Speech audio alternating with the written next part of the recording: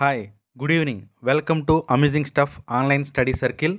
So మనము ఈరోజు వచ్చేసి ఏపీ ఎకానమీలో భాగంగా మనము సర్వేని డీకోడిఫికేషన్ చేస్తున్నాం. ఒరిజినల్ సర్వేని ఉన్నట్టుగా ప్రతి పాయింట్ని డిస్కస్ చేసుకుంటూ ఉన్నాము. సో ఈరోజు వచ్చేసి మనము క్లాస్ నెంబర్ 9ని ఇంట్రడ్యూస్ చేసుకుంటున్నాము. సో ఇప్పటిదాకా ఆంధ్రప్రదేశ్ ఎకానమీలో ఇప్పటి వరకు మనం ఏం కవర్ చేసామనేది కానీ ఒకసారి కానీ క్లియర్ కట్గా చూస్తే, జనవరి నుంచి జూన్ వరకు జరిగినటువంటి ఆంధ్రప్రదేశ్కి సంబంధించినటువంటి కంప్లీట్ కరెంట్ అఫైర్స్ని ఇవ్వడం జరిగింది. తదుపరి ఆంధ్రప్రదేశ్ ప్రభుత్వం లాంచ్ చేసినటువంటి ఎడ్యుకేషనల్ సెక్టార్ స్కీమ్స్ మొత్తం కూడా డిస్కస్ చేసుకున్నాము. దీని తర్వాత ఆంధ్రప్రదేశ్ సామాజిక ఆర్థిక సర్వే నందు ఓవరాల్ వ్యూ, అంటే ఫస్ట్ లెసన్ ఏదైతే ఉంటుందో దాంట్లో జనరల్ స్టాటిస్టిక్స్ కావచ్చు, ఇప్పటిదాకా జరిగినటువంటి అభివృద్ధి అండ్ టార్గెట్స్, వచ్చినటువంటి అవార్డ్స్, ఇవన్నీ కూడా ఓవరాల్ వ్యూలో చూస్తాము. సో అది ఈ రోజున మనం కంప్లీట్ చేసుకుంటున్నాము. అంటే ఎకానమీలో ఎస్పెషల్లీ సర్వేలో మెజారిటీ పార్ట్ ఏదైతే ఉందో ఈ ఆబ్జెక్టివ్ ఎగ్జామ్స్కి, అది ఈ రోజున మనం కంప్లీట్ చేసుకుంటాము. సో టుడే ఆంధ్రప్రదేశ్ సామాజిక సర్వేలో చాప్టర్ 1 అనేది ముగుస్తుంది. అత్యధికంగా ఆబ్జెక్టివ్ ప్రశ్నలు దీని నుంచే వస్తాయి. సో మనము క్లాస్లోకి చూద్దాము. సో ఆంధ్రప్రదేశ్లో ఇన్ఫర్మేషన్ టెక్నాలజీకి స్కోప్ గురించి ఇప్పుడు, అంటే భారత ప్రభుత్వ ఎలక్ట్రానిక్స్ మరియు ఇన్ఫర్మేషన్ టెక్నాలజీ మంత్రిత్వ శాఖ ఏదైతే ఉందో, ఎలక్ట్రానిక్ మ్యానుఫ్యాక్చరింగ్ క్లస్టర్ 2.0 అనేటువంటి పథకం కింద కడప జిల్లాలో అత్యధిక పెట్టుబడులను ఆకర్షించడం కోసము, అలాగే పెద్ద ఎత్తున ఉపాధి అవకాశాలను కల్పించడం కోసంగా కొప్పర్తిలో గ్రీన్ఫీల్డ్ ఎలక్ట్రానిక్ మ్యానుఫ్యాక్చరింగ్ క్లస్టర్ను అభివృద్ధి చేసేందుకు ఆమోదం తెలిపింది. ఈ క్లస్టర్ ద్వారా కనీసము 5,000 కోట్ల పెట్టుబడులను ఆకర్షించడము, అలాగే 30,000 మందికి ఉపాధి కల్పిస్తుందని ఆశించడం జరుగుతుంది. ఎక్కడైతే హైలైట్ చేస్తున్నానో ఆ పాయింట్ ప్రతిదీ కూడా బిట్టే. ఎందుకంటే ఈ రోజున మీరు సాక్షి పేపర్ కూడా చూస్తే కొప్పర్తిలో, అంటే పెద్ద హెడ్డింగ్స్తో ఇచ్చున్నారట, కొప్పర్తిలో ఎలక్ట్రానిక్ మ్యానుఫ్యాక్చరింగ్ క్లస్టర్ గురించి, అక్కడ వస్తున్నటువంటి ఇన్వెస్ట్మెంట్స్ ఇంకా పెరుగుతున్నాయి అన్నట్టుగా కవరేజ్ ఇవ్వడం జరిగింది. ఈ అప్డేట్స్ మొత్తం కూడా మన టెలిగ్రామ్ ఛానల్లో ఎప్పటికప్పుడు ఏపీకి సంబంధించింది కావచ్చు, నేషనల్ది కావచ్చు, ఇవన్నీ కూడా మన టెలిగ్రామ్ ఛానల్లో మీ అందరికీ కూడా ఇవ్వడం జరుగుతుంది. వాటిని ఏ రోజుకి ఆ రోజున మీరు నోట్ చేసుకుంటే కొంచెము ఫ్లో అనేది మారుతూ ఉంటుంది, బెటర్గా ఉంటుంది. సో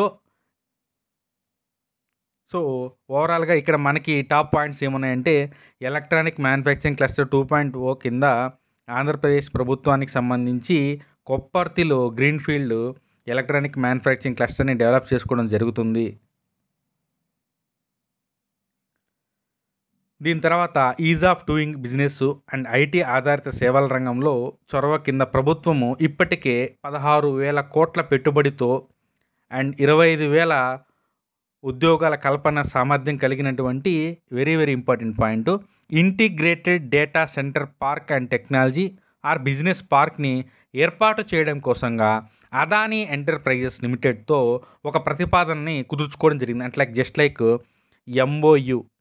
ఎంఓయూని కుదుర్చుకోవడము జరిగింది. అలాగే మేజర్ టెక్నాలజీ హబ్లుగా కొన్ని నగరాలని ఎంచుకోవడం జరిగింది. ఒకటి విశాఖపట్నము, అమరావతి, అనంతపురము, తిరుపతి. ఈ 4 నగరాలని మేజర్ టెక్నాలజీకి సంబంధించి ఈ ఇన్ఫర్మేషన్ టెక్నాలజీ హబ్స్గా గుర్తించడం జరిగింది. సో మనకి ఇంటిగ్రేటెడ్ డేటా సెంటర్ పార్క్ అనేది చాలా చాలా చాలా ఇంపార్టెంటు. ఎందుకంటే 16,000 కోట్ల పెట్టుబడితో 25,000 ఉద్యోగాల సామర్థ్యం కలిగినటువంటిది. అదే కాకుండా అదానీ ఎంటర్ప్రైజెస్తో అంటే మనం ఎంఓయూ కుదుర్చుకోవడం కూడా ఒక రకమైనటువంటి డెవలప్మెంట్. ఎందుకంటే మనం హైదరాబాద్ని ఎప్పుడైతే వదిలేసుకున్నామో తర్వాత ఐటీకి సంబంధించినటువంటి డెవలప్మెంట్ అనేది చాలా తక్కువగా ఉన్న నేపథ్యంలో ఇలాంటి ఎంఓయూ కుదుర్చుకోవడం అనేది గొప్ప విషయంగా తీసుకున్నాము. తర్వాత వచ్చేసి మనకి APEITA, Andhra Pradesh electronics and information technology agency పలు వేదికల ద్వారా సమర్థమైనటువంటి ఇన్వెస్టర్లను గుర్తించింది. ఎందుకంటే ఒక సమ్మిట్స్ జరుగుతుంటాయి కదా మనకి ఇన్వెస్ట్మెంట్ సంబంధించింది. సో ఆ రకంగా మన వాళ్ళు కొంత ట్రై చేయడం జరిగింది. సో దానికి సంబంధించి 25,000 కోట్ల పెట్టుబడి, తర్వాత దాదాపు 1,00,000 మందికి ఉపాధి కలిగించే విధంగా ఐటీ ఆధారిత సేవలు అంటే ఈ బీపీఓస్ ఏ విధంగా అయితే ఉంటాయో, ఈ బీపీఓస్ కావచ్చు, కాల్ సెంటర్స్ కావచ్చు, రకరకాలుగా వీళ్ళు పెట్టుబడులను ఆహ్వానిస్తూ తద్వారా ఉపాధి కల్పించేందుకు ప్రతిపాదనల్ని కూడా తీసుకురావడం జరిగింది. సో, ఇన్ఫర్మేషన్ టెక్నాలజీకి సంబంధించి ఇందాక చెప్పిన 3 పాయింట్స్ కానీ చూసుకుంటే మనకి మెజారిటీ ఇన్ఫర్మేషన్ టెక్నాలజీ అయిపోయినట్లే, ఇబ్బంది ఏం లేదు. దీని తర్వాత ఈ పాయింట్ ఇంపార్టెంట్ ఐటీలో భాగంగా మనకి ఏంటంటే అది శాప్‌నెట్. ఈ శాప్‌నెట్ ఏదైతే ఉందో మనకి మనా TV and AP prime TV ద్వారా ఎలక్ట్రానిక్ విజువల్ మీడియా ఛానల్‌ను నిర్వహిస్తుంది. అంటే ఈ 2 ఛానల్స్ ద్వారా ఈ ప్రభుత్వానికి సంబంధించినటువంటి ప్రధాన కార్యక్రమాలు అంటే పథకం యొక్క అమలు తీరు కావచ్చు, తర్వాత కార్యకలాపాలు, ప్రభుత్వం లాంచ్ చేసే టైంలో ఏదైనా స్కీమ్ లాంచ్ చేయడము, addressing the peoples and schemes everything కూడా వీటి ద్వారా ఫాలోఅప్ చేస్తున్నట్లుగా మనకి తెలుస్తుంది. అవి ఏమేమి జరుగుతున్నాయనేది వాళ్ళు సర్వేలో కొన్ని మెన్షన్ చేశారు. వాలంటీర్స్‌కి అవగాహన కార్యక్రమాలు, వాలంటీర్స్ అంటే గ్రామ వార్డు సచివాలయం ద్వారా ఏదైతే రిక్రూట్మెంట్ చేసుకున్నారో ఆ volunteers door to door deliveries కోసంగా సర్వీసెస్ డెలివరీ అండ్ గ్రామ వార్డు సచివాలయం సిబ్బంది, వ్యవసాయ యాంత్రీకరణ, రైతు భరోసా కేంద్రాల కార్యక్రమాలు, సబ్సిడీ విత్తనాలు, భూసార పరీక్షలు ఇవన్నీ కూడా ఈ మనా టీవీ అండ్ ఈ శాప్‌నెట్ వీటికి సంబంధించిన ద్వారా చేస్తున్నారు. ఓవరాల్‌గా వీటి యొక్క సేవలు ఏవైతే ఉన్నాయో ఆంధ్రప్రదేశ్‌లోని 30 శాఖలు వీటి యొక్క సేవల్ని వినియోగించుకున్నట్లుగా తెలుస్తుంది. దీని తర్వాత మనకి వెరీ వెరీ ఇంపార్టెంట్ ఎక్కువగా స్కోప్ ఉన్నటువంటి ఏరియా ఏందంటే అవార్డులు లేదంటే విజయాలు. అంటే మన సర్వేలో గత సంవత్సరంన ప్రభుత్వానికి సంబంధించినటువంటి పలానా సేవలకి పలానా అవార్డ్స్ వచ్చాయని చెప్పి డైరెక్ట్‌గా సర్వేలో మెన్షన్ చేశారు. కాబట్టి ఇది చాలా చాలా ఇంపార్టెంటు. ఫస్ట్‌ది వచ్చేసి ఎలైట్స్ ఇండియా ట్రాన్స్‌ఫర్మేషన్ సమ్మిట్ 2020 మేలో జరిగింది ఇది. Elites India transformation summit.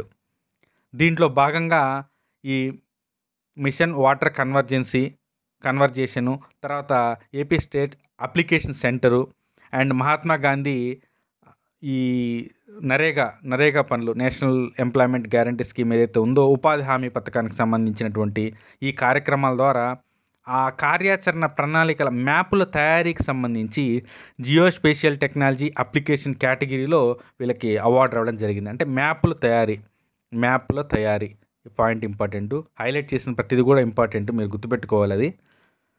తర్వాత 2020 ఆగస్టులో జరిగినటువంటి డిజిటల్ టెక్నాలజీ సభలో ఆంధ్రప్రదేశ్‌లోని 3 ఆకాంక్షిత జిల్లాలకు సంబంధించి గ్రామ స్థాయిలో భూసార మ్యాపింగ్‌కు గాను ఎక్సలెన్సీ అవార్డు రావడం జరిగింది.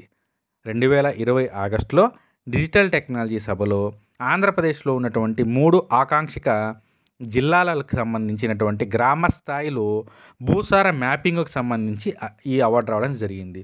తర్వాత థర్డ్ అవార్డు ఏందంటే 2020 నవంబర్లో జరిగిందంట. IT government global smart cities forum 2020. దీంట్లో భాగంగా ఆంధ్రప్రదేశ్ మినరల్ వెహికల్ ట్రాకింగ్ సిస్టమ్‌కు గాను అవార్డు రావడం జరిగింది. సో, ఓవరాల్‌గా మనకి 3 అవార్డ్స్ రావడం జరిగింది. ఎలైట్స్ ఇండియా ట్రాన్స్‌ఫర్మేషన్ సమ్మిట్ ఒకటి, డిజిటల్ టెక్నాలజీ సభ ఒకటి, IT government global smart cities forum ఈ మూడిట్లో కూడా మనకి అవార్డు రావడం జరిగింది.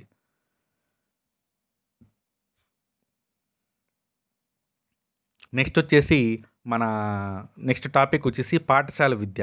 పాఠశాల విద్యకి సంబంధించి మన ప్రీవియస్ వీడియో చాలా చాలా యూజ్‌ఫుల్‌గా ఉంటుంది. ఎవరైతే ఇంకా చూడలేదో వారిని ఖచ్చితంగా ఆ వీడియో చూడమని చెప్పి కోరుతున్నాను. ఎందుకంటే ఏపీకి సంబంధించినటువంటి ఎడ్యుకేషన్ సెక్టర్ ప్రైమరీ కావచ్చు, తర్వాత అప్పర్ ప్రైమరీ అండ్ ఈ హయ్యర్ ఎడ్యుకేషన్‌కి సంబంధించినటువంటి అన్ని స్కీమ్స్‌ని మనము కవర్ చేయడం జరిగింది.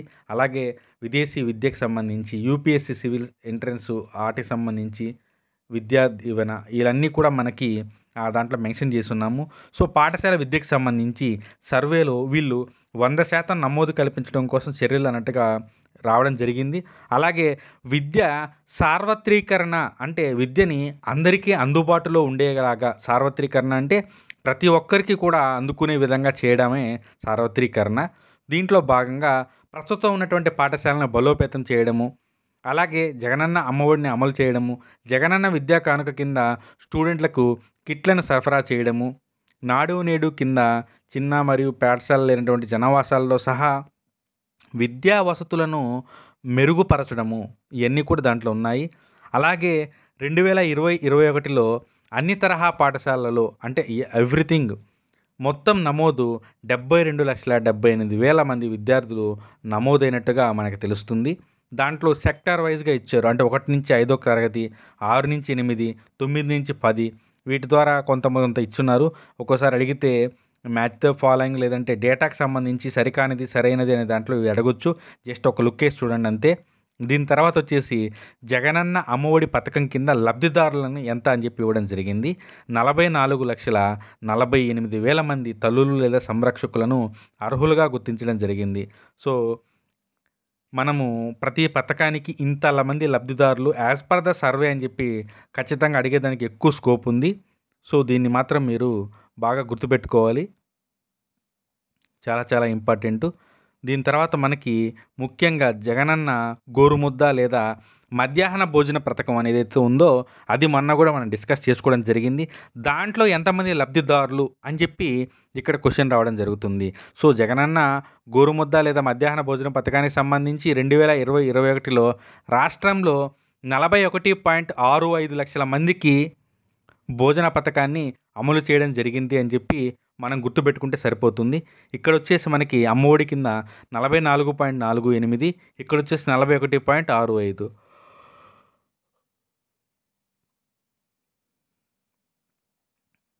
ఇక్కడ ఒక డౌటు మీకు అరైజ్ అయ్యి ఉండొచ్చు. ఏంటంటే అది ఇక్కడ అమ్మఒడిలో చూస్తే 44.48 లక్షలు 1 నుంచి 12వ తరగతి వరకు ఉన్నటువంటి విద్యార్థులు 44.48 ఉంటే ఇక్కడ మధ్యాహ్న భోజన పథకము 1 నుంచి 10 దాకే పెడుతున్నాము. మరి ఇక్కడ 41.65 ఎలా వచ్చాయని చెప్పి కొంతమంది డౌట్ వచ్చే అవకాశం ఉంది. జగనన్న అమ్మఒడి అనేటువంటి పథకంలో ఒక తల్లికి 2 పిల్లలున్న అప్పుడు ఒకరికి మాత్రమే జగనన్న అమ్మఒడి వర్తిస్తుంది కాబట్టి ఈ నంబర్ అనేది తక్కువగా ఉంది. ఇక్కడ మాత్రం మధ్యాహ్న భోజన పథకంలో ఎంతమంది ఉన్నా సరే వాళ్ళందరినీ కూడా స్టూడెంట్స్గా తీసుకొని ప్రతి ఒక్కరికి కూడా ఫుడ్ అనేది ప్రొవైడ్ చేయడం జరుగుతుంది. అందుకే ఆ నంబర్ ఎక్కువ, ఈ నంబర్ తక్కువగా ఉంది. తర్వాత బీపీఎల్ కుటుంబాలు చెందినటువంటి తల్లులందరికీ కూడా జగనన్న అమ్మఒడి కార్యక్రమం కింద సంవత్సరానికి 15,000 రూపాయలు విద్యకు సంబంధించి తల్లిదండ్రులకు ఫైనాన్షియల్ సపోర్ట్ ఇవ్వడంగా ప్రభుత్వం నిర్ణయించుకునింది. ఇప్పటికి 2 విడతలుగా ఇచ్చున్నది, 2 యాన్యువల్స్. సో ఆ 15,000లో ఒక 1,000 రూపాయలు అనేది పాఠశాలల్లో మరుగుదొడ్ల నిర్వహణ కోసం మినహాయించడం జరుగుతుంది. మనం ఆల్రెడీ దీని గురించి డిస్కస్ చేసుకున్నాము. School toilet maintenance fund, STME, school toilet maintenance fund. దాంట్లో అక్కడ ఉన్నటువంటి పారిశుద్ధ్య నిర్వహణ కోసంగా ఒక 1,000 రూపాయలు అనేటి ఆ నిధికి, ఆ ఫండ్కి ట్రాన్స్ఫర్ చేయడం జరుగుతుంది. సో ఆ రకంగా ఈ పథకం అనేది అమలవుతుంది. తర్వాత జగనన్న విద్యా కానుకకు సంబంధించి అన్ని రకాల పాఠశాలలు అంటే ప్రభుత్వ, ఎంపీపీ, మున్సిపల్ అండ్ సంక్షేమ శాఖలో ఉన్నటువంటి రెసిడెన్షియల్ పాఠశాలలు, ఆశ్రమ పాఠశాలలు, ఎయిడెడ్ స్కూల్స్, ఆదర్శ పాఠశాలలు, KGBVలు కావచ్చు, అలాగే నమోదైనటువంటి మదరసాలలు అంటే టైప్స్ ఆఫ్ స్కూల్స్ నేమ్స్ ఇవన్నీ కూడా ఇంపార్టెంట్, గుర్తుపెట్టుకుంటే మంచిది. 1 నుంచి 10వ తరగతి చదువుతున్నటువంటి విద్యార్థులందరికీ కూడా ఒక కిట్ ఇవ్వడం జరుగుతుంది. దాంట్లో 6 రకాల వస్తువులు ఉంటాయి. అవేంటంటే 3 జతల యూనిఫాము, నోటు పుస్తకాలు అండ్ పాఠ్య పుస్తకాలు, 1 జత షూసు, 2 జతల సాక్సులు, ఒక బెల్టు, ఒక స్కూల్ బ్యాగ్తో కూడినటువంటి ఒక కిట్ ఏదైతే ఉందో అది ఇవ్వడం జరుగుతుంది. అలాగే ఈ పథకం ద్వారా ఎంతమంది లబ్ధి పొందారు అని చెప్పి క్వశ్చన్ అడుగుతారు. 2020-21 విద్యా సంవత్సరంలో జగనన్న విద్యా కానుకకు సంబంధించి 42.34 లక్షల మంది విద్యార్థులు లబ్ధి పొందినట్లుగా సామాజిక ఆర్థిక సర్వే తెలుపుతుంది. అమౌంట్ అయితే 650 కోట్లు. దీని తర్వాత మనకి మోస్ట్ ఇంపార్టెంట్ అండ్ గెస్ చేసేటువంటి బిట్ ఇది. మనబడి నాడు నేడు, మనబడి నాడు నేడు 9 అంశాల అవసరాలను భర్తీ చేయడం కోసం. 9 అంశాలు ఏంటవి ఆల్రెడీ మనం ప్రీవియస్ క్లాస్లో డిస్కస్ చేసుకున్నాము. ఇంగ్లీష్ ల్యాబ్స్ కావచ్చు, తర్వాత ప్రహరీ గోడ, చిన్న పెద్ద రిపేర్లు, టాయిలెట్స్ అండ్ సిబ్బందికి అంటే టీచర్స్కి, స్టూడెంట్స్కి ఫర్నిచరు, ఫ్యాన్లు, లైట్సు, పెయింటింగు ఇవన్నీ కూడా ఈ 9 అంశాలలో భాగంగా జ జ ఈ మనబడి నాడు నేడులో భర్తీ చేశారు. ఓవరాల్‌గా ఆంధ్రప్రదేశ్ రాష్ట్రంలో ఉన్నటువంటి 44,512 ప్రభుత్వ పాఠశాలలలో దీన్ని అమలు చేయబోతున్నారు. సో, అక్కడ మనకి టోటల్ నంబర్ తెలిసింది. సో, మొదటి దశ ఏదైతే ఉందో దాంట్లో భాగంగా 15,717 పాఠశాలలని కవర్ చేశారు. ఈ సంవత్సరము ఈ నెల ఆగస్టు 16వ తేదీన ఆ 15,717 పాఠశాలని ఓపెన్ చేయడం జరిగింది. అదే రోజున రెండవ దశలో 16,345 పాఠశాలలని సెలెక్ట్ చేసుకొని వాటిల్లో నాడు నేడు పనులను మొదలుపెట్టడం జరిగింది. సో, ఓవరాల్‌గా ఒకటో దశ వచ్చేసి 15,717, రెండో దశ 16,345, రిమైనింగ్ ఏవైతే ఉన్నాయో అది మూడవ దశ. ఆ విధంగా 44,512 పాఠశాలల్లో మౌలిక వసతులు కల్పించబడతాయి. తర్వాత కేజీబీవీస్ ఏవైతే ఉన్నాయో కస్తూర్బా గాంధీ బాలిక విద్యాలయాలు 6-10వ తరగతి వరకు ఉన్నటువంటి స్కూల్స్ మనకి 131 ఉన్నాయి. 6-12 తరగతి వరకు 221 కేజీబీవీలు ఉన్నాయనేది గుర్తుపెట్టుకోవాలి. తర్వాత మనకి సవరించినటువంటి పాఠ్య ప్రణాళిక C20ను 2020-21 విద్యా సంవత్సరం నుంచి అమలు చేయడం జరుగుతుందని చెప్పి సర్వేలో పేర్కొన్నారు. స్వయం మనుగడ ప్రాతిపదికన ఆంధ్రప్రదేశ్ జిల్లాలోని 13 జిల్లాల్లో 41 నైపుణ్యాభివృద్ధి కేంద్రాలను ఏర్పాటు చేయడం జరిగింది. ఓవరాల్‌గా 41 స్కిల్ డెవలప్మెంట్ సెంటర్స్ అనేటివి వీళ్ళు ఎస్టాబ్లిష్ చేయడం జరిగింది. సో, ఇది మనకి విద్యకు సంబంధించి సర్వేలో పేర్కొనింది. దీని తర్వాత వచ్చేసి ఆరోగ్య రంగము అంటే ఆరోగ్యము మరియు కుటుంబ సంక్షేమానికి సంబంధించి ఆరోగ్య వసతులను అందరికీ అందుబాటులో ఉండాలనేది ప్రభుత్వం యొక్క ముఖ్య అజెండాలలో ఒకటి. దీనికి సంబంధించి కుటుంబ సంక్షేమ శాఖ ద్వారా ప్రసూతి ఆరోగ్య సంరక్షణ, శిశు ఆరోగ్య సంరక్షణ, కుటుంబ సంక్షేమ సేవలు వంటివి అన్నీ కూడా కీలకమైనటువంటి ఆరోగ్య సేవలని అందిస్తుంది. ఈ సేవలను 7,458 ఉప కేంద్రాలు sub centres, 7,458 sub centres, 1,142 primary health centres, 195 community health centres, 28 area ఆసుపత్రులు, 14 జిల్లా హాస్పిటల్స్. ఈ నంబర్స్ ఎందుకు ఇంపార్టెంట్ అంటే కోవిడ్-19 సంక్షోభం నేపథ్యంలో చాలా స్ట్రగుల్కి గురైనటువంటి ఆంధ్రప్రదేశ్ తదుపరి చాలా రికవర్ అయ్యి ఈ ర్యాపిడ్ కిట్లు కావచ్చు, పీపీఈ కిట్లు కావచ్చు, వీటన్నిటిలో కూడా హ్యూజ్ ప్రొడక్షన్ అనేది అచీవ్ అవ్వడం జరిగింది. సో, ఈ నేపథ్యంలో వీటి గురించి అడిగేదానికి ఎక్కువ ఆస్కారం ఉంది. ఎందుకంటే వైఎస్ఆర్ విలేజ్ క్లినిక్స్ గురించి ఇటీవల కాలంలో వార్తల్లో ఎక్కువగా వస్తున్నాయి. సో, ఆ నేపథ్యంలో sub centres, primary health centres, community health centres ఇవన్నీ కూడా చాలా important. Numbers important. And area hospitals కూడా చాలా ఇంపార్టెంటు.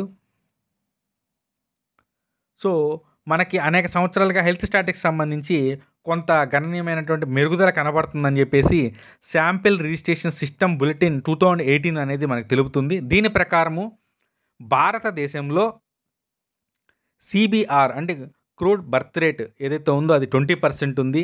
డెత్ రేట్ వచ్చేసి 6.2 ఉంది. శిశు మరణాల రేటు 32 ఉంది. అదే రాష్ట్రంలో కానీ చూస్తే ఈ CBR 16.7 చాలా తక్కువ ఉంది. తర్వాత డెత్ రేట్ అనేది 6.7గా ఉంది.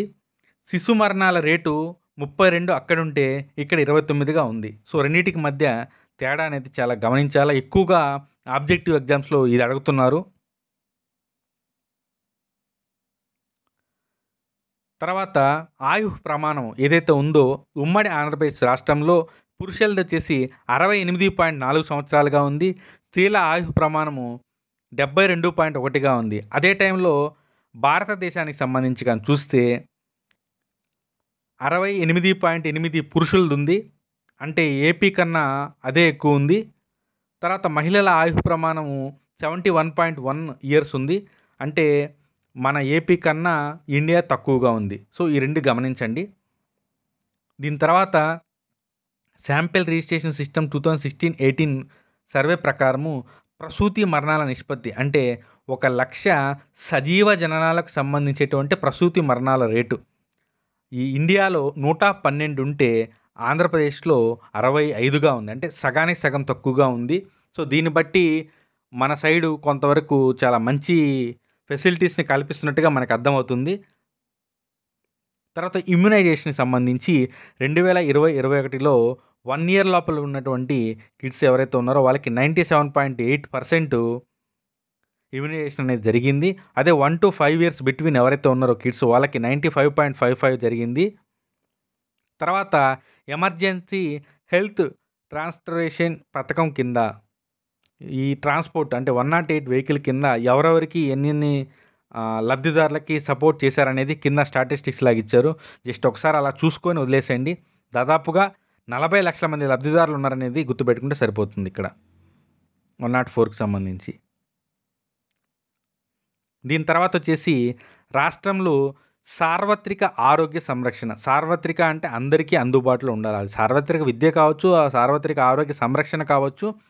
ప్రతి ఒక్కరికి అందుబాటులో ఉండే విధంగా చేయడమే ఇక్కడ లక్ష్యం అన్నమాట. సో అలాంటి పథకంలో ముఖ్యమైన పథకము వైఎస్ఆర్ ఆరోగ్యశ్రీ. ఇది ఒక ప్రతిష్టాత్మకమైన పథకం అనేది అందరికీ తెలుసు. రాష్ట్రంలో ఉన్నటువంటి 137 లక్షల మంది బీపీఎల్ జనాభా కిందకు ఈ పథకం పొందడానికి అర్హులుగా గుర్తించడం జరిగింది. సో ఆదాయ ప్రాతిపదికన తీసుకుంటే 5 లక్షల వరకు వార్షిక ఆదాయం వాళ్ళకు ఉండొచ్చు అని చెప్పి చెప్పడం జరిగింది. అలాగే ఈ పథకం యొక్క మార్గదర్శకాల ప్రకారము చికిత్సకు అయ్యేటువంటి మొత్తం ఖర్చు ప్రభుత్వమే భరిస్తుంది. చికిత్సకు అయ్యే మొత్తం ఖర్చు ప్రభుత్వమే భరిస్తుంది. సో దీనికి సంబంధించి వెరీ వెరీ ఇంపార్టెంటు. హాస్పిటల్స్ కానీ తీసుకుంటే 1577 network hospitals. 1577 very very important. 1577. తర్వాత చికిత్సా విధానాలు అంటే ప్రొసీజర్ సంబంధించి చూస్తే 2436. 2436. సో ఈ 2 నంబర్స్ అనేటివి చాలా ఇంపార్టెంటు. సో గిరిజన ప్రాంతాల్లో ఇన్ని శిబిరాలు ఇంతమందికి పరీక్షలు నిర్వహించినట్టుగా కూడా ఇక్కడ కోట్ చేయడం జరిగింది. దీని తర్వాత 5 లక్షల వరకు వార్షిక కుటుంబ ఆదాయం కలిగినటువంటి వారికి క్యూఆర్ కోడ్తో కూడినటువంటి స్మార్ట్ హెల్త్ కార్డ్ని ఇవ్వడం జరుగుతుంది. ఇప్పటి వరకు 133,988 హెల్త్ కార్డ్స్ని జారీ చేయడం జరిగింది. తద్వారా డాక్టర్ వైఎస్ఆర్ ఆరోగ్యశ్రీ కింద 1900 కోట్లు ఖర్చు పెట్టి 5,33,670 మంది పేషెంట్లకి లబ్ధి చేకూర్చారు. అంటే వాళ్ళకి వివిధ కారణాల రీత్యా హాస్పిటల్కి అయినటువంటి ఖర్చుని వీళ్ళు ఇవ్వడం జరిగింది అని చెప్పి మెన్షన్ చేస్తున్నారు. చాలా చాలా చాలా ఇంపార్టెంటు. ఎందుకంటే మొత్తం కార్డులు ఎన్ని, సో ఎంత ఖర్చు పెట్టారు, ఎన్ని వైద్య సదుపాయాలు ఉన్నాయి, ఎన్ని హాస్పిటల్స్ని దీంట్లో జాయిన్ చేశారు, ఇవన్నీ కూడా అడిగేదానికి ఎక్కువ ఆస్కారం ఉంది. సో ఇక్కడ ఇంకొక పథకం వచ్చింది మనకి, వైఎస్ఆర్ ఆరోగ్య ఆసరా. వైఎస్ఆర్ ఆసరా అనేది పొదుపు గ్రూపులకు సంబంధించి సెల్ఫ్ హెల్ప్ గ్రూప్స్ది. ఇక్కడ ఏముందంటే వైఎస్ఆర్ ఆరోగ్య ఆసరా అని ఉంది. సో ఏంటంటే ఇది గుర్తించబడినటువంటి 1519 ప్రొసీజర్లలో ఏదో ఒక దాని కింద చికిత్స పొందినటువంటి పేషెంట్లకు ఈ వైఎస్ఆర్ ఆరోగ్య ఆసరా పథకం కింద నెలకు 5,000 గరిష్ట పరిమితికి లోబడి రోజుకి రూ. 225 చెల్లించడం జరుగుతుంది. అసలు ఎందుకు ఇది అంటే, సో ఎవరైతే పేషెంటు సంపాదించే బ్రెడ్ ఎర్నర్ అయి ఉంటారో, సో వాళ్ళు ఎవరైతే ఉన్నారో వాళ్ళు హాస్పిటల్ అయినప్పుడు ఏదైనా ఒక ఆపరేషన్ చేసుకున్నప్పుడు ఇమ్మీడియట్గా అతను మళ్ళీ పనిలోకి వెళ్ళలేడు కాబట్టి, సో ఆ టైంలో అతను తన యొక్క సంపాదించేటువంటి టైంని కోల్పోతాడు. కాబట్టి రోజుకు రూ. 225 చొప్పున నెలకి 5,000 కన్నా ఎక్కువ కాకుండా ప్రభుత్వం అనేది వీళ్ళకి సపోర్ట్ చేయడం జరుగుతుంది. పోస్ట్ ఆపరేటివ్ సస్టెన్స్ అలవెన్స్ అనేది దీన్ని పిలుస్తున్నారు. పోస్ట్ ఆపరేటివ్ సస్టెన్స్ అలవెన్స్ అనేది దీని ద్వారా ఇప్పటిదాకా 4,38,924 మందికి బెనిఫిట్ అనేది పొందడం జరిగిందని చెప్పి సర్వేలో మెన్షన్ చేస్తున్నారు. సర్వేల తదుపరి మనకి సాంఘిక సంక్షేమము చాలా చాలా ఇంపార్టెంట్. ఎందుకంటే సాంఘిక సంక్షేమం కావచ్చు, గిరిజన సంక్షేమం కావచ్చు, మనకి పెద్ద ఎత్తున దీనికి సంబంధించి చర్యలు అనేటివి ప్రభుత్వం తీసుకుంటుంది. సో ఇప్పుడు మీకు అర్థమవుతుంది ఇక్కడ. సో 2001 జనాభా లెక్కల ప్రకారము రాష్ట్రంలో 74.28 లక్షల మంది ఎస్సీ జనాభా ఉంటే 2011లో 84.69 లక్షలకు పెరిగింది. ఆల్మోస్ట్ 14% ఆఫ్ గ్రోత్ అనేది వీళ్ళు నమోదు చేయడం జరిగింది. ఓవరాల్గా 2011 జనాభా లెక్కల ప్రకారము షెడ్యూల్ కులాల జనాభా అనేది 17.08గా ఉంది. ఎక్కువగా వీళ్ళు గ్రామీణ ప్రాంతంలో నివసిస్తున్నారు. వీరి యొక్క అక్షరాస్యత రేట్ అనేది రాష్ట్ర సగటు అక్షరాస్యత రేటు కన్నా తక్కువగా ఉంది. అంటే 64.47% ఉందని చెప్పి సర్వే పేర్కొనింది. తర్వాత మనకి మంచి పథకం ఇక్కడ ఉంది. జగజ్జీవన్ జ్యోతి పథకం ఉంది. దీని కింద అర్హులైనటువంటి ఎస్సీ కుటుంబాలకి నెలకు 200 యూనిట్ల వరకు ఉచిత విద్యుత్ని అందించడం జరుగుతుంది. ఆ విధంగా ప్రతి నెల 17.44 లక్షల ఎస్సీ కుటుంబాలకు ఈ పథకాన్ని వర్తింపజేయడం జరుగుతుంది. సో ఇక్కడ ఏం మెన్షన్ చేశారంటే సర్వేలో ఏ పథకం కింద ఎంతమంది ఎస్సీ లబ్ధిదారులు ఉన్నారు అని చెప్పి మెన్షన్ చేయడం జరిగింది. జస్ట్ ఒక లుక్ వేయండి. వైఎస్ఆర్ పెన్షన్ కానుక కింద ఇంతమంది ఉన్నారు, జగనన్న అమ్మఒడి కింద ఎంతమంది ఉన్నారు, ఆసరా, చేయూత, వాహన మిత్ర, చేదోడు దీని కింద ఎంతమంది లబ్ధిదారులకు ఎంత అమౌంట్ రిలీజ్ చేయడం అనేది జరిగిందని చెప్పి సర్వేలో అలా చెప్పడం జరిగింది. దీని తర్వాత మనకి గిరిజన సంక్షేమము 2011 జనాభా లెక్కల ప్రకారము గిరిజన జనాభా 27.39 లక్షలు. అంటే జనాభాలో రాష్ట్ర జనాభాలో వీరి శాతము 5.53. అంతేకాకుండా వీరి అక్షరాస్యత రేట్ అనేది చాలా తక్కువగా ఉంది. అంటే 100లో కనీసం 50 మంది ఎస్టీ ప్రజలు కూడా అక్షరాస్యతలో లేనంటే పరిస్థితి అర్థం చేసుకోవచ్చు. సో దీన్ని బట్టి 48.83% లిటరసీ రేట్ అనేది ఎస్టీలో ఉన్నట్లుగా మనకు తెలుస్తుంది. సో దీనికి సంబంధించి వీళ్ళు వారికి విద్య, ఆరోగ్యము, నైపుణ్యాభివృద్ధి, రోడ్డు అనుసంధానత, తాగునీటి సరఫరా, సామాజిక మౌలిక వసతుల కల్పన ఇవన్నీ కూడా చేశామన్నట్లుగా ఇక్కడ కొన్ని స్టాటిస్టిక్స్ని మనకి ఇవ్వడం జరిగింది. జస్ట్ ఒకసారి చూసుకొని పెట్టుకుంటే సరిపోతుంది అది. దీని తర్వాత టాప్ మోస్ట్ స్కీము గృహ నిర్మాణము. నవరత్నాలు పేదలందరికీ ఇల్లులో భాగంగా నవరత్నాల్లో 9 పథకాలు ఉంటే అందులో ఒక పథకము పేదలందరికీ ఇల్లు. ఇందులో భాగంగా ఆంధ్రప్రదేశ్ ప్రభుత్వము అర్హులైన లబ్ధిదారులకు, అర్హులైన అన్న పదము వాడుతున్నప్పుడు మనం ఒక సోషల్ ఆడిట్ అనేది చేసుకోవాలి. ఆ సోషల్ ఆడిట్ ప్రకారము కొన్ని పారామీటర్స్ని ఇచ్చారు. 6 పారామీటర్స్ ఉంటాయి. అంటే ల్యాండ్, రెవెన్యూ అండ్ పెన్షన్స్ సంబంధించి వెహికల్స్ కావచ్చు, ఎలక్ట్రిసిటీ బిల్ కావచ్చు, ఇవన్నీ కూడా మనము ఒకసారి రేపో ఎల్లుండో ఒకసారి ఈ సోషల్ ఆడిట్ గురించి మీకు చెప్తాను. ఎందుకంటే లాస్ట్ టైంలో కూడా ఈ సోషల్ ఆడిట్ గురించి ఒక బిట్ అడిగినట్టు గుర్తు. సో ఆ పాయింట్ కవర్ చేస్తాము. సో అర్హులైన అన్నప్పుడు మీరు ఆ పాయింట్ గుర్తుపెట్టుకోండి. గ్రామీణ ప్రాంతంలో ఒక్కొక్కరికి 1.5 సెంట్లు, పట్టణ ప్రాంతాల్లో 1 సెంటు చొప్పున 30,66,000 ఇళ్ల స్థలాల పట్టాలను పంపిణీ చేయాలని ప్రభుత్వం నిర్ణయించింది. గుర్తుపెట్టుకోవాలి. రూరల్ ఏరియాతో 1.5 సెంటు, అర్బన్ ఏరియాతో 1 సెంటు, మొత్తం ఎన్ని స్థలాలంటే 30,66,000 ఇళ్ల పట్టాలు. సో 2 దశల్లో ఆ ఇళ్ల పట్టాలలో 28.30 లక్షల వ్యక్తిగత గృహాలు చేపట్టాలని చెప్పి ప్రభుత్వం నిర్ణయించుకునింది. దాంట్లో కూడా 2 దశలు పెట్టుకున్నారు. మొదటి దశ వచ్చేసి 15.6 లక్షల గృహాలు, రెండో దశలో 12.70 గృహాలు. సో దీంట్లో వీళ్ళు ఏం చెప్తున్నారంటే ఒక్కొక్క గృహానికి అయ్యేటువంటి అంటే యూనిట్ వ్యయాన్ని 1,80,000 రూపాయలుగా వీళ్ళు డిసైడ్ చేయడం జరిగింది. అంటే మొదటి దశలో కడతానన్నటువంటి 15,60,000 గృహాలకి ఒక్కొక్క గృహానికి అయ్యేటువంటి ఖర్చు 1,80,000. అంతేకాకుండా ఈ గృహాలకు సంబంధించి 18 నెలల్లో వీటి యొక్క నిర్మాణం అనేది పూర్తి అవుతుందని, ఈ గృహాలని కట్టేందుకు గాను 8,929 లేఅవుట్లను డెవలప్ చేయడంగా జరిగింది. సో వీటిని వైఎస్ఆర్ జగనన్న కాలనీలు అని చెప్పి పేరు పెట్టి పిలుస్తున్నారు.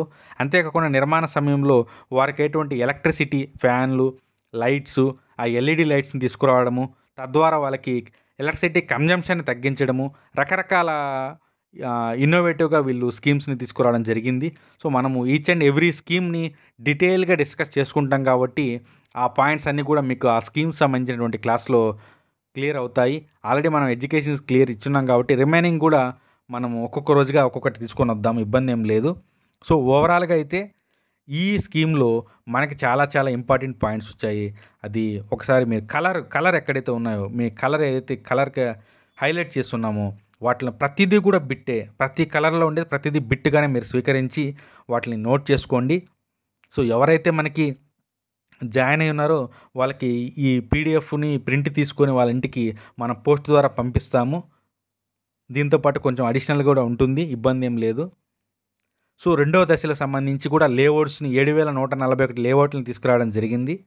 సో ఓవరాల్గా ఈ ఇళ్ల నిర్మాణం అనేది రాష్ట్ర ఆర్థిక వ్యవస్థకు ఊతమివ్వడమే కాకుండా పెద్ద ఎత్తున ఉపాధి అవకాశాలని కల్పిస్తుందని చెప్పి కూడా మెన్షన్ చేయడం జరిగింది. దీని తర్వాత పేదరికానికి సంబంధించి మనకు ఒక కాంట్రవర్సీ ఉంది. అది కాంట్రవర్సీ అని అనలేం, కానీ ఒక చిన్న ప్రాబ్లం ఉంది. అదేంటంటే 2011 సురేష్ టెండూల్కర్ అండ్ రంగరాజన్ కమిటీ ఏవైతే ఉన్నాయో వాళ్ళు డిఫరెంట్ నిర్వచనాలను అనేటి పేదరికానికి ఇవ్వడం జరిగింది. సో దాని తర్వాత స్పష్టంగా పేదరికం అంటే ఏంది, ఎంత తక్కువ ఉండే డబ్బులు సంపాదిస్తున్న వాళ్ళు పేదలు అనే దాని గురించి నేషనల్గా కావచ్చు, ఎక్కడ కావచ్చు, మనకి క్లారిటీ అనేది లేదు. సో 2011-12 సంవత్సరానికి సంబంధించిన లెక్కలే మనము అఫీషియల్గా తీసుకుంటున్నాము. ఇప్పటికి 10 years దాటుతుంది. సో ఆ లెక్కల ప్రకారం కానీ తీసుకుంటే యునైటెడ్ ఏపీలో గ్రామీణ ప్రాంతంలో పేదరికం అనేది 10.96గా ఉంది. పట్టణ ప్రాంతంలో 5.8%గా ఉంది. ఓవరాల్గా ఆంధ్రప్రదేశ్లో పేదరిక శాతం అనేది 9.20గా నమోదై ఉంది. ఇదే కాలంలో భారతదేశంలో పేదరిక నిష్పత్తి అనేది 25.7 గ్రామీణంలో, పట్టణంలో 13.7 ఉంది. పట్టణంలో చాలా తక్కువ ఉంది, అంటే టు ద డబుల్ ఉంది రెండు చోట్ల కూడా, ఏపీలో కావచ్చు, ఇక్కడ కావచ్చు. ఓవరాల్గా భారతదేశ పేదరిక నిష్పత్తి అనేది 21.92గా ఉంది. తర్వాత వచ్చేసి మనకి ఆవర్తన కార్మిక శక్తి సర్వే అంటే పీరియాడిక్ లేబర్ ఫోర్స్ సర్వే 2018-19 ప్రకారము భారతదేశంలో మొత్తం కార్మిక శక్తి భాగస్వామ్య రేటు అంటే లేబర్ ఫోర్స్ పార్టిసిపేషన్ రేటు అంటే ఇదేంటంటే మొత్తం పాపులేషన్లో పని చేస్తున్నవారు మరియు పని కోసం ఆసక్తిగా ఎదురు చూస్తున్న వాళ్ళు, ఆ రెండింటిని కానీ తీసుకొని కన్సిడర్ చేస్తే సుమారు ఈ ఇండియాది వచ్చేసి 37.5% ఉంటే ఏపీలో మాత్రము 57.8%గా నమోదైంది. సో ఇక్కడ చేస్తున్నవారు, పని కోసం ఎదురు చూస్తున్న వాళ్ళు రెండింటిని కూడా కన్సిడర్ చేస్తున్నారు ఇక్కడ డెఫినేషన్లో. తర్వాత గ్రామీణ ప్రాంతంలో కానీ చూస్తే పీరియాడిక్ లేబర్ ఫోర్స్ సర్వేలో 48.3 ఉంది. అదే ఇండియాలో చూసుకుంటే 37.7 ఉంది. అదే పట్టణంలో కానీ తీసుకుంటే 39.4 ఉంటే ఇండియాలో వచ్చేసి 36.9%గా ఉంది. అంటే ఇక్కడ శ్రమ భాగస్వామ్య రేట్లు అంటే వర్క్ ఫోర్స్ రేట్స్, WPR అంటారు, వర్క్ పార్టిసిపేషన్ రేట్స్. శ్రమ భాగస్వామ్య రేట్లలో కానీ చూస్తే ఆంధ్రప్రదేశ్ కానీ భారతదేశంలో కానీ లైంగిక వ్యత్యాసాలు అనేటివి ఈ సర్వే ప్రకారం సుస్పష్టంగా తెలుస్తుంది. 15 to 29 years ఉన్నటువంటి యువత WPRలో ఆంధ్రప్రదేశ్, భారతదేశం రెండింటిలోనూ చాలా తక్కువగా ఉంది. ఇదే విషయం కానీ తీసుకుంటే పట్టణ మహిళల విషయంలో ఇది చాలా తక్కువగా ఉంది పార్టిసిపేషన్ అనేది. సో గ్రామీణ ప్రాంతాల్లో మహిళల్లో WPR అనేది 28.8% ఉంటే పట్టణ ప్రాంతాలు 15.2 మాత్రమే ఉంటుంది. దీనికి సంబంధించి ఏమై ఉండొచ్చు అనుకుంటే, సో గ్రామీణ ప్రాంతంలో ఈ ఉపాధి హామీ పథకం కరువు పని అని పిలుస్తుంటారు, లేదంటే మహాత్మా గాంధీ జాతీయ ఉపాధి హామీ పథకం కింద వాళ్ళకి కనీస 100 రోజుల పని కల్పించాలని చెప్పి ఉండడము. మెజారిటీ మహిళలు అనే వాళ్ళు దీంట్లో ఎక్కువగా పార్టిసిపేట్ చేసి పనులకు సంబంధించి అత్యధిక పని దినాలను కలిగి ఉన్నారు. అదే పట్టణ ప్రాంతంలో ఈ పథకం లేదు కాబట్టి కేవలం 15.2% మాత్రమే కనబడుతుంది. సో మనకి ఏదైనా ఒక గ్రూప్ 1 పాయింట్ ఆఫ్ వ్యూలో వెళ్ళినప్పుడు ఎందుకు అన్నప్పుడు ఇలాంటి పాయింట్స్ని మనము జస్ట్ రెఫర్ చేస్తే సరిపోతుంది. సో MGNRS ఉపాధి కల్పనలు గ్రామీణ ప్రాంతంలో అధికంగా ఉన్నాయి కాబట్టి అక్కడ ఎక్కువ ఉందని కూడా మన వాళ్ళు చెప్పడం జరిగింది. దీని తర్వాత ఉపాధి నిరుద్యోగం, పని చేయడానికి సిద్ధంగా ఉన్నప్పటికీ దీర్ఘకాలం పాటు పని చేయకుండా ఉన్న వ్యక్తులను నిరుద్యోగులుగా పరిగణిస్తారు. సో కార్మిక శక్తుల్లో నిరుద్యోగ వ్యక్తుల శాతాన్ని నిరుద్యోగ రేటుగా నిర్ణయిస్తారు. సో ఓవరాల్గా అయితే ఆంధ్రప్రదేశ్లో 5.3% నిరుద్యోగ రేట్ ఏదైతే ఉందో భారతదేశంలో 5.8గా ఉంది 2018-19 ప్రకారము. సో ఓవరాల్గా అయితే మనకి ఈ రోజున ఆంధ్రప్రదేశ్ ఎకనామికల్ సర్వే ఏదైతే ఉందో దాంట్లో ఫస్ట్ చాప్టరు మెజారిటీ పార్ట్ని మనం ఈరోజు కంప్లీట్ చేసుకోవడం జరిగింది. ఫస్ట్ నుంచి ఎవరైతే మనతో పాటు ట్రావెల్ చేస్తూ వస్తున్నారో చాలా వరకు నాలెడ్జ్ ఈరోజు గెయిన్ చేసుకున్నట్లుగా నేను భావిస్తున్నాను. ఎందుకంటే అన్నిటిని ఒక చోటకి తీసుకొని వచ్చి మనము కరెంట్ అఫైర్స్ని, ఎడ్యుకేషన్ స్కీమ్స్ని అండ్ ఈ ఫస్ట్ లెసన్ని కంప్లీట్ చేసుకున్నాము. మంచి విషయం అది. సో ఈరోజు వస్తున్నటువంటి సమాచారం ప్రకారము సెప్టెంబరు ఫస్ట్ వీక్ ఆ టైంలో నోటిఫికేషన్ కన్ఫర్మ్ అని చెప్తున్నారు. ఎందుకంటే సెక్రటరీ గారు ఏపీపీఎస్సీ వాళ్ళే చెప్పారు. సమ్ ఇష్యూస్ ఎందుకంటే ఈ నెలతో ఏవైతే డేటు ఏజ్కి సంబంధించి పెంచారో అవి ఎక్స్పైర్ అయిపోతున్నాయి కాబట్టి దానికి సంబంధించి ఏజ్ ఎక్స్టెన్షన్ చేస్తున్నట్టుగా మళ్ళీ ఒక జీవో రావాలి, లేదంటే ఇచ్చిన నోటిఫికేషన్ ప్రాబ్లం అవుతుందని చెప్పడం జరిగింది. సో ఇలాంటి చిక్కుముళ్ళన్నీ కూడా ముందే క్లియర్ చేసుకుంటే రేపు ఉదయాన్నే కోర్టు కేసులు అయ్యి లేకుండా ఏ నోటిఫికేషన్ అయినా సరే సజావుగా సాగుతుంది కాబట్టి బహుశా అందుకే లేట్ అయ్యి ఉండొచ్చు. సాక్షిలో వచ్చినటువంటి కథనాల ప్రకారము వీలైనంత తొందరలో నోటిఫికేషన్ సిద్ధమని మాకున్నటువంటి సోర్సెస్ అండ్ మాతో పాటు పనిచేసినటువంటి కొలీగ్స్ వాళ్ళ ద్వారా తెలిసిన సమాచారం ప్రకారము every points and roster points సహా కంప్లీట్ అయిపోయింది. బట్ ఈడబ్ల్యూఎస్ ద్వారా భర్తీ చేసేటువంటి పోస్టులు ఏవైతే ఉన్నాయో అవి ఫిల్ కాకుంటే నెక్స్ట్ ఎవరి చేత ఫిల్ చేయించాలి, ఇలాంటి కొన్ని టెక్నికల్ ఇష్యూస్ వల్ల నోటిఫికేషన్ అనేది ఇష్యూ చేయలేకున్నారని చెప్పి వాళ్ళు కూడా చెప్పడం జరిగింది. సో మనకి మీ అందరికీ తెలిసిందే ఏపీపీఎస్సీ జూనియర్ అసిస్టెంట్ ఏదైతే 670 పోస్టులు ఉన్నాయో అందులో భాగంగా పేపర్ 2లో ఇంగ్లీష్ మార్కులు 75 మార్కులని ఇచ్చేటువంటి ఇంగ్లీష్కి సంబంధించిన కోర్స్ని మనం స్టార్ట్ చేయడం జరిగింది. అలాగే పేపర్ 1లో ఉన్నటువంటి జనరల్ స్టడీస్లో భాగంగా Andhra Pradesh current affairs, Andhra Pradesh economy, Indian current economy ఇవన్నీ కూడా మనం కంప్లీట్ చేస్తామని చెప్పడం జరిగింది. దీనికోసం మనము అత్యంత తక్కువ రేటుకి మనము ఫీజు కూడా డిసైడ్ చేయడం జరిగింది. సో ఎవరైతే ఇంకా జాయిన్ అవ్వకుండా ఉన్నారో మోస్ట్లీ ఎకానమీ గురించి చాలామంది సపరేట్గా కావాలన్నారు. సో మేము సపరేట్గా ఇవ్వడానికి ఇబ్బంది ఏం లేదని కూడా చెప్పడం జరిగింది.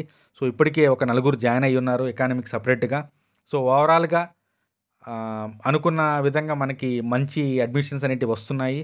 సో మీకు కన్ఫామ్గా ఏవైతే మనము కమిట్మెంట్ ఇచ్చున్నామో అవన్నీ కూడా మీకు డెలివర్ చేస్తాము. So please join amusing stuff online study circle. We add value to your preparation. Please contact our numbers. So ఎవరైతే మన ఛానల్ని కొత్తగా చూస్తున్నారో వాళ్ళు లైక్ చేసి, షేర్ చేసి, సబ్స్క్రైబ్ చేయవలసిందిగా కోరుతున్నాము. Thank you.